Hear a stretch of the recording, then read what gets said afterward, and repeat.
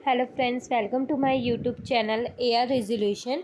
आज की वीडियो में हम ब्लड शुगर टेस्ट की रिपोर्ट जानेंगे।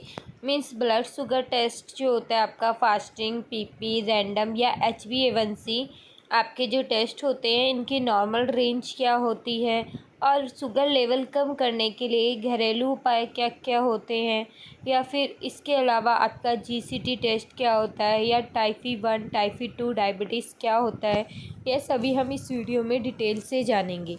तो सबसे पहले हम फास्टिंग शुगर टेस्ट के बारे में जान लेते हैं। तो फास्टिंग शुगर टेस्ट आपका वो टेस्ट होता है जो कि आपका खाली पेट आपको सैंपल देना होता है, और ये जो सैंपल होता है आपका इसमें मीन्स 8 से 9 घंटे से ज़्यादा फास्टिंग नहीं होनी चाहिए।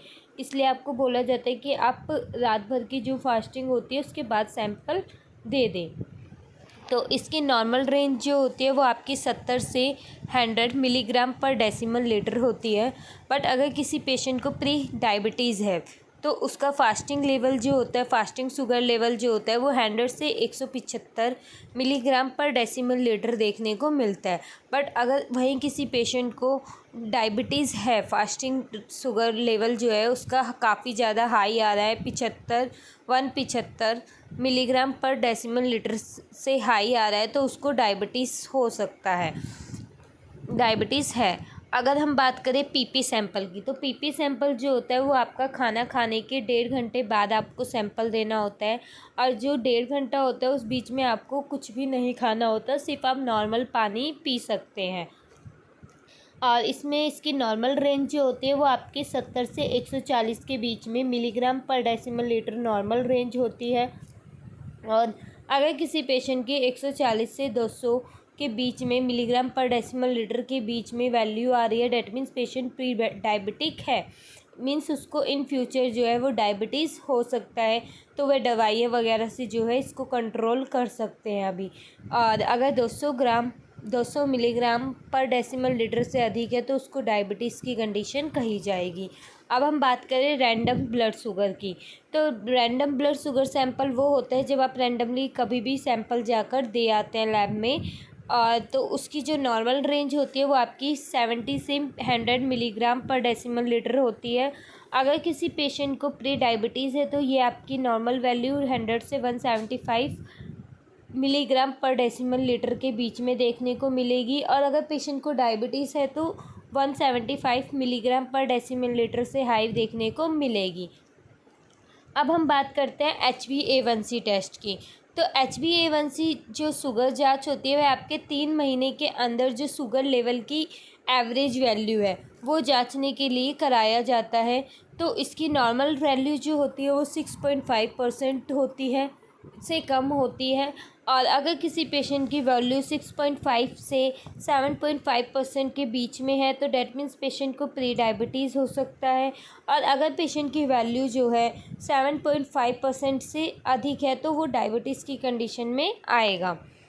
अब हम बात करते हैं कि शुगर लेवल कम करने के लिए घरेलू रेमेडीज़ क्या क्या होती हैं।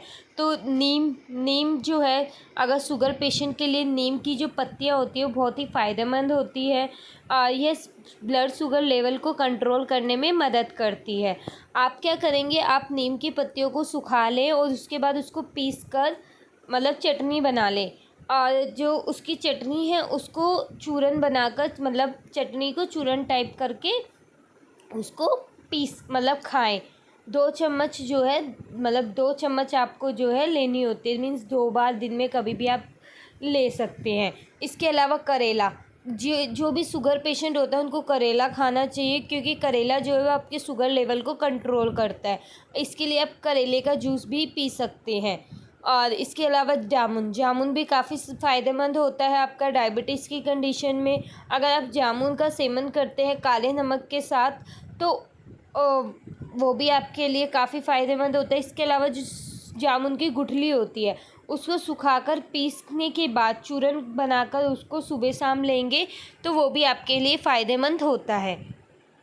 अगर किसी पेशेंट को शुगर है तो उसके क्या क्या सिम्टम्स देखने को मिलते हैं, क्योंकि डॉक्टर आपको ऐसे ही तो शुगर का टेस्ट लिख नहीं देंगे, कुछ ना कुछ तो सिम्टम्स दिखेंगे ना। तो क्या क्या सिम्टम्स जो है वो देखने को मिलते हैं। बहुत ज़्यादा भूख लगना, थकान महसूस होना, बार बार पेशाब करने की ज़रूरत पड़ना, बहुत प्यास लगना, मुंह सूखना, त्वचा में खुजली या धुंधली दिश्ती होने पर आपको शुगर हो सकता है। अब हम बात करते हैं टाइप्स ऑफ डायबिटीज़ की। तो टाइप्स ऑफ डायबिटीज़ आपकी 3 टाइप की होती है, टाइप 1, टाइप 2 एंड गेस्टेशनल। तो आपकी जो टाइप 1 डायबिटीज़ होती है वो एक तरीके की immune system attack pancreas insulin produce cells. अगर आपका जो पैनक्रियास है वो प्रॉपर इंसुलिन प्रोड्यूस नहीं कर रहा है तो उस कंडीशन में क्या है, पेशेंट को टाइप 1 डायबिटीज़ हो सकती है। अब हम बात करें टाइप 2 डायबिटीज़ की। तो टाइप 2 डायबिटीज़ क्या होती है कि पैनक्रियास जो है इंसुलिन प्रोड्यूस तो कर रहा है, बट उसको जितना इंसुलिन प्रोड्यूस करना चाहिए वो उतनी मात्रा में इंसुलिन प्रोड्यूस नहीं कर रहा है। तो उस कंडीशन में टाइप 2 डायबिटीज़ पेशेंट को देखने को मिल सकती है। अब हम बात करते हैं गैस्टेशनल डायबिटीज़ की। तो गैस्टेशनल डायबिटीज़ क्या होती है, वह होती है आपकी जो प्रेगनेंसी के टाइम पे अगर किसी पेशेंट को जो है डायबिटीज़ निकलता है। आप इसमें क्या होता है, आप पहले एक सैंपल खाली पेट देते हैं, उसके बाद आप 2 सैंपल देते हैं, जो कि आपका दूसरा सैंपल 75 ग्राम, इस खाली सैंपल देने के 1.5 घंटे बाद आपको दूसरा सैंपल देना होता है 75 ग्राम ग्लूकोज पीने के बाद। उसके जस्ट 1 घंटे बाद अगेन आपको सैंपल देना होता है 75 ग्राम ग्लूकोज पीने के बाद। तो इस तरीके से आपका गैस्टेशनल डायबिटीज़ चेक किया जाता है कि वैसे तो पेशेंट को कोई शुगर नहीं था, बट प्रेगनेंसी टाइम पे उसको शुगर है या नहीं है, शुगर तो नहीं हुआ है, वह जांचने के लिए आपका शुगर टेस्ट कराया जाता है। आई होप आपको डायबिटीज़ से रिलेटेड मेरी वीडियो समझ में आई होगी। वीडियो नॉलेजेबल लगे तो चैनल को सब्सक्राइब कीजिएगा फ्रेंड्स, और वीडियो को लाइक एंड शेयर कीजिएगा ताकि ये ऐसी नॉलेजेबल वीडियोज़ जो हैं वो आपको मिलती रहे। Thank you friends.